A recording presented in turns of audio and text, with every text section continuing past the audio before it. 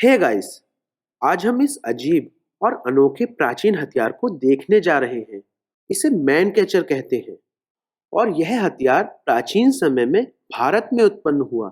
इस बारे में हम बाद में बात करेंगे, पर आप अभी तुरंत देख सकते हैं कि इसे मैन कैचर क्यों कहा जाता है। सोचिए कि ये पेड़ का तना किसी की गर्दन है।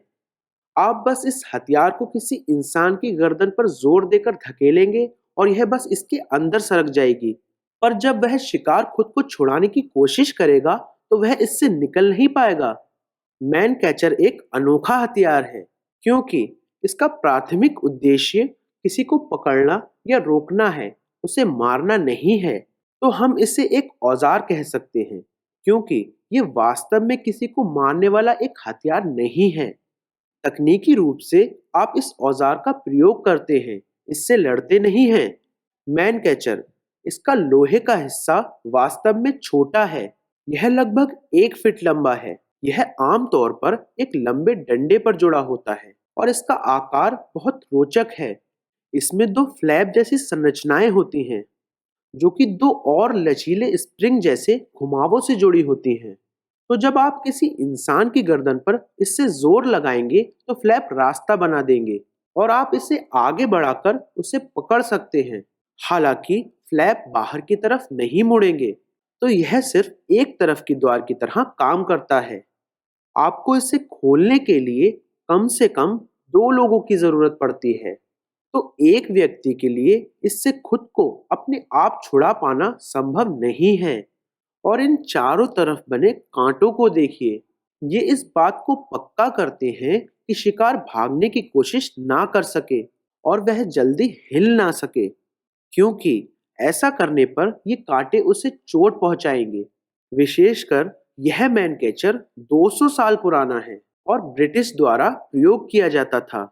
यह एक एंटीक कलाकृति है और मेरे मित्र के पास एंटीक वस्तुओं का एक अनोखा संग्रह है और अनगिनत एंटीक हथियार हैं। ऐसा कहा जाता है कि ब्रिटिश भारत में इसका प्रयोग हिंसक अपराधियों को पकड़ने के लिए किया जाता था। बेशक इसके बहुत साधारण प्रतिरूप भी हैं। कुछ में सिर्फ एक डंडे के ऊपर यू के आकार की संरचना बनी हुई है। तो मैन कैचर का आविष्कार क्यों हुआ?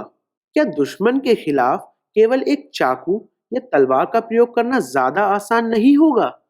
वास्तव में मैन कैचर का आविष्कार भारत के हिंदू संतों द्वारा किया गया था, जो हमलावर को मारना नहीं चाहते थे, बस उन्हें रोकना चाहते थे। हिंदू मानते हैं कि किसी को मारना या नुकसान पहुंचाना पाप होता है, यदि वह व्यक्ति आप पर हमला कर रहा हो तब भी। लेकिन आपको आत्मरक्षा भी करनी होती थी और मैन कैचर इस काम के लिए बिल्कुल उपयुक्त हथियार है। तो हिंदू संतों ने हमेशा इसे अपने पास रखने की प्रथा बना ली और वे इसे दंडम या डंडा कहते थे। ये सबसे पहला और बहुत साधारण मैन कैचर था और यह कम से कम 2000 साल पहले प्रयोग किया जाता था। यदि कोई उन पर हमला करने आता था तो संत उसे मैन कैचर का प्रयोग करके रोक देते थे। ऐसा कहा जाता है कि बोधिधर्मा नाम के एक भारतीय राजकुमार लगभग 1500 साल पहले इस हथियार को चीन और जापान ले गए थे और वे इसका प्रयोग अवैध अपराधियों को नियंत्रित करने के लिए करते थे। बोधिधर्मा को कुंफू का जन्मदाता माना जाता है और उन्होंने इस हथियार को वहां प्रस्तुत किया और इसे सासू माता बुलाया, जिसका अर्थ संस्कृत भाषा में साधारणता जिंदा पकड़ना होता है। जबकि भारतीय इस प्राचीन हथियार के बारे में पूरी तरह भूल चुके हैं, जापानी, चीनी और यहाँ तक कि थाई लोग भी आज भी सक्रिय रूप से मैन कैचर का प्रयोग कर रहे हैं और वे अब भी इसे सासू माता बुलाते हैं। वे इसे एक हमलावर को बिना नुकसान पहुंचाए रोकने के लिए आदर्श मानते हैं। यहाँ तक कि अगर उसके पास एक चाकू भी है तब भी मैन कैचर में एक लंबा हत्था होता है जिससे आपके बीच पर्याप्त दूरी रहेगी और उसके लिए आप पर हमला करना नामुमकिन होगा। यहाँ तक कि आज पुलिस अधिकारी भी इसका प्रयोग कर रहे हैं और यदि 2 लोग इस सासू माता के साथ हैं तो आप एक हमलावर को पूरी तरह किनारे करके वश में कर सकते हैं। अब हमने देखा कि कैसे मैन कैचर 1500 साल पहले भारत से जापान और चीन गया था। अंततः मैन कैचर यूरोपीय लोगों के पास पहुंच गया और उन्होंने मध्यकाल में इसका प्रयोग करना शुरू कर दिया। यह यूरोप में एक बहुत लोकप्रिय औजार बन गया और वे इसके प्रयोग में बहुत सृजनात्मक थे। उदाहरण के लिए वे इसका प्रयोग एक अमीर इंसान को पकड़ने के लिए करते थे और उसे तब तक नहीं छोड़ते थे जब तक वो उन्हें एक फिरौती न दे दे। यूरोप में मैन कैचर को कैच पोल भी कहा जाता था। इस हथियार का सबसे अच्छा प्रयोग किले की रक्षा करने के लिए होता था। जब आप किले में सेंध लगाने की कोशिश करते हैं, तब आपके सैनिक सीढ़ियों के सहारे किले की दीवार के ऊपर चढ़ते हैं। ये किले की लड़ाई की सबसे बढ़िया चाल थी। अब कल्पना कीजिए कि आप सीढ़ी से चढ़ने वाले पहले व्यक्ति हैं और जैसे ही आप किले की दीवार के ऊपर पहुंचते हैं, किले के अंदर से एक व्यक्ति आप पर मैन कैचर का प्रयोग करता है। आप पूरी तरह से असहाय हो जाएंगे। आपके पास आपकी रक्षा के लिए एक कवच हो सकता है और आपके पास एक तलवार भी हो सकती है, लेकिन आप हिल नहीं सकते। आप दूसरे व्यक्ति पर हमला नहीं कर सकते। आप बस सीढ़ी के ऊपर चिल्लाते हुए हाथ पैर मारते रहेंगे और आपके पीछे सीढ़ी पर खड़े और सैनिक ऊपर नहीं चढ़ सकते हैं। तो मैन कैचर किले की रक्षा के लिए बहुत प्रभावशाली थे।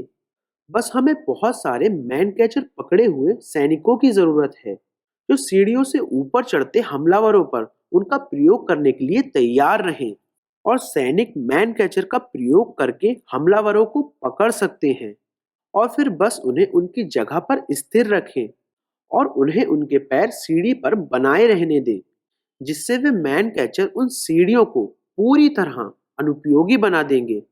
क्या यह बस मेरा काल्पनिक सिद्धांत है? नहीं, वास्तव में ऑस्ट्रिया में होकोट्सरविट्स नाम का एक बहुत बढ़िया किला है। यह 1000 साल से भी पहले बना था और यह अपने 14 द्वारों के लिए प्रसिद्ध है। स्थानीय लोग बताते हैं कि चौथे द्वार के पार कभी कोई शत्रु नहीं जा पाया है। अधिकारी पुष्टि करते हैं कि उनके पास किले की रक्षा के लिए लगभग 200 मैन कैचर थे। मैन कैचर की इतनी बड़ी संख्या यह सिद्ध करती है कि ये सीढ़ियों से किले की दीवार पर चढ़ने की कोशिश करने वाले दुश्मनों को रोकने के लिए प्रयोग किए जाते थे। अब जबकि मैन कैचर असल जिंदगी में लुप्त हो रहे हैं, तो बढ़िया बात यह है कि आजकल के खिलाड़ियों ने इस हथियार को वास्तव में पुनर्जीवित कर लिया है। उदाहरण के लिए इसका प्रयोग वारहैमर गेम में इन रेड पीपल के द्वारा किया जाता है और इन मैन कैचर का प्रयोग बहुत रचनात्मक तरीके से किया जाता है। यहाँ आप देख सकते हैं कि एक व्यक्ति को मैन कैचर का प्रयोग करके पकड़ लिया गया है और इस व्यक्ति को ऊपर उठा दिया गया है और यह एक तरीके से इसे लटकाकर मार रहा है। मैन कैचर को एसेसिन क्रीड की एक फिल्म में भी दिखाया गया था, तो यह अमेरिका में और अधिक लोकप्रिय होता जा रहा है। रूस में मैन कैचर को बियर कैचर के रूप में प्रयोग किया जाता था, असल में भालुओं को पकड़ने के लिए। लगभग 100 साल पहले तक रूसी शिकारी इसे शिकार के समय भालुओं को पकड़ने के लिए ले जाते थे।